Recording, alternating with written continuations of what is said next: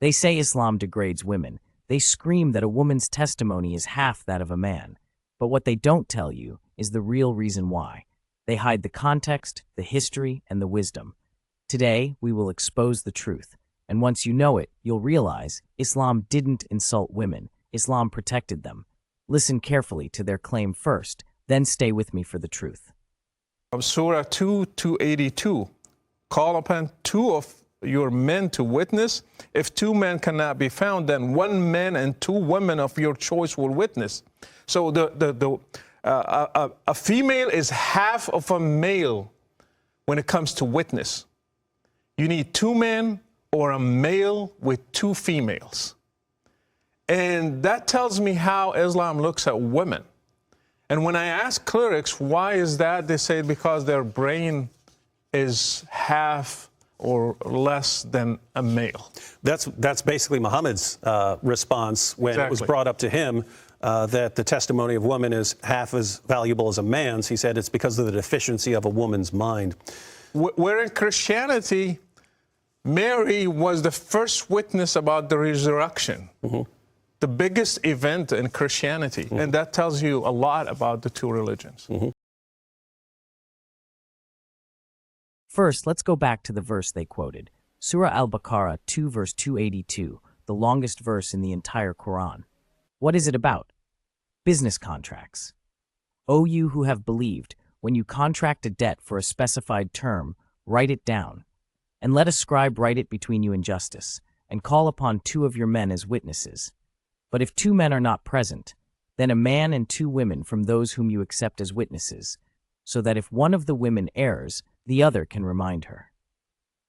Notice, this instruction is about business and financial transactions, not criminal cases, not court testimonies, and not all situations. It's specific to complex financial dealings where contracts, numbers, and calculations are involved.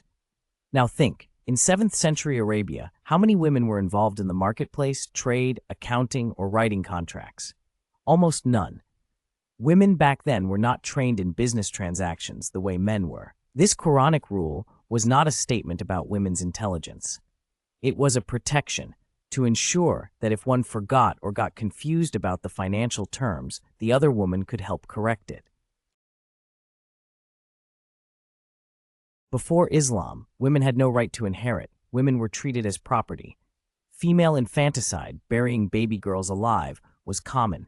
Islam ended all of that, gave women the right to own property, gave women the right to inheritance, gave women a voice in legal matters, honored women as mothers, daughters, wives, and individuals. The Quran repeatedly addresses women directly with respect, something no ancient legal system did. Prophet Muhammad, peace be upon him, said, "Women are the twin halves of men." Sunan Abi Dawud, twin halves, not half-brained, not half-human, equal partners in humanity. Critics often quote a hadith where the Prophet, peace be upon him, said women have a deficiency in mind and religion. They distort it. Here's the real context.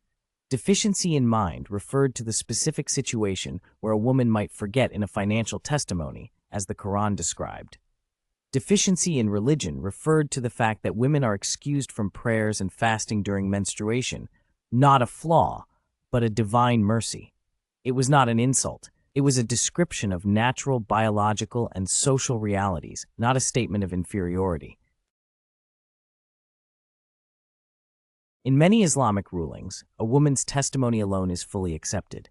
For example, in matters like breastfeeding, birth, injury, and family matters, a woman's word alone carries weight. In criminal cases like rape accusations, a woman's testimony is taken seriously, and it is the job of the state to investigate. So this half-testimony is not a general rule across all areas. It was specific to financial, contractual matters. Rashid tries to use Mary as an example, saying Mary was a witness to Jesus' resurrection, and Christianity honored her more. But notice the reality. The Bible itself says women's testimony was not considered credible. Luke 24:11. But they did not believe the women, because their words seemed to them like nonsense. In ancient Jewish and Christian law, women were often not allowed to testify in court at all. Islam actually gave women more legal status than pre-modern Christian or Jewish law.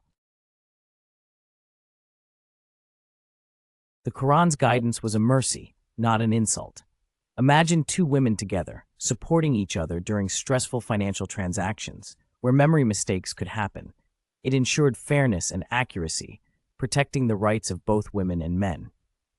Today, in a world where women are educated equally, many scholars argue that if a woman is experienced in finance, her testimony can be like that of a man, because Islam's rulings are based on reasons, ilah, and wisdom hikmah, not blind application. Islam is not a static religion. It is a religion of justice, mercy, and wisdom. So when they claim Islam degrades women, remember, it was Islam that gave women their voice, their rights, and their dignity at a time when the world crushed them. Lies may be loud, but truth will always be louder.